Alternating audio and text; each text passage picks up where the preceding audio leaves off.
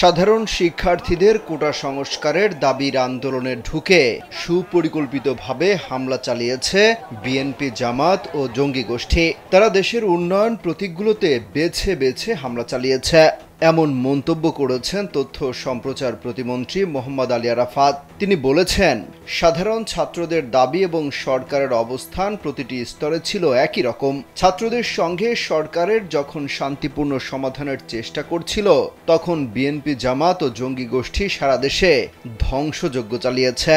যেখানে সরকারের উন্নয়নের প্রতীক পেয়েছে সেখানেই হামলা হয়েছে।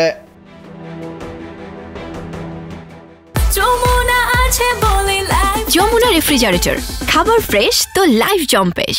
সোমবার প্রধানমন্ত্রীর সঙ্গে দেশের বিশিষ্ট ব্যবসায়ীদের এক বৈঠকে তিনি চলমান পরিস্থিতি নিয়ে এক প্রেস ব্রিফিংয়ে এসব কথা বলেন। বিকেল ৩টায় প্রধানমন্ত্রীর কার্যালয়ে ওই বৈঠক অনুষ্ঠিত হয়। বৈঠকে উপস্থিত ব্যবসায়ীদের সামনে গত কয়েকদিন ধরে চলা আন্দোলন ঘিরে দুর্বৃত্তদের কর্মকাণ্ড এবং রাষ্ট্রীয় অবকাঠামোর ক্ষয়ক্ষতির সচিত্র প্রতিবেদন তুলে ধরেন তথ্য সম্প্রচার প্রতিমন্ত্রী। বলেন, আন্দোলনের সুযোগে তৃতীয় পক্ষ বিটিভি, সেতু ভবন, মেট্রো রেল ও ইন্টারনেট অবকাঠামোতে অগ্নিসংযোগ করেছে।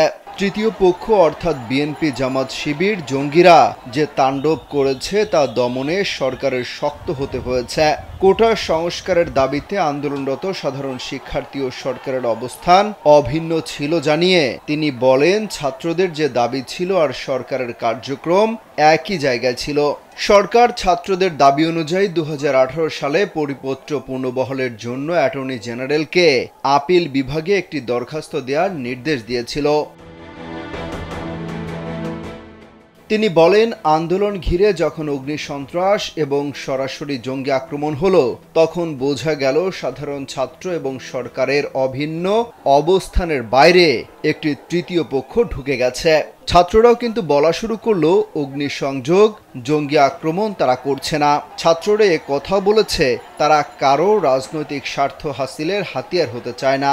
অর্থাৎ এটা পরিষ্কার যে তারা বিএনপি, জামাতের রাজনৈতিক স্বার্থ হাসিলের হাতিয়ার হতে চায়নি। তিনি আক্ষেপ করে বলেন, আক্রমণকারীরা টার্গেট করেছিল নিরীহ মানুষকে। পুলিশকে হত্যা করে বাসের মধ্যে ঝুলিয়ে রেখেছে। ছাত্রলীগের নেতাকর্মীদের 5 তলার ছাদ থেকে ছুঁড়ে ফেলে দেওয়া হয়েছে। এভাবে জঙ্গি কায়দায় নির্বিচারে অমানবিক প্রত্যেকটি হত্যা প্রমাণ করে এগুলো পরিকল্পিত। তথ্য সম্প্রচার প্রতিমন্ত্রী বলেন, জনগণের জানমাল ও সম্পদ রক্ষায় বেসামরিক প্রশাসনকে সহায়তার জন্য সেনাবাহিনী ও আইনশৃঙ্খলা রক্ষাকারী বাহিনী এই মুহূর্তেও সচেষ্ট আছে। সরকার কারফিউ দিয়েছে। কারফিউ দেওয়া হয়েছে সন্ত্রাসীদের দমনের জন্য। আইনশৃঙ্খলা রক্ষাকারী বাহিনী শক্ত হাতে সন্ত্রাসীদের দমন করছে বলেও মন্তব্য করেন তিনি। অমিত হাসান, রবিন, কালবেলা।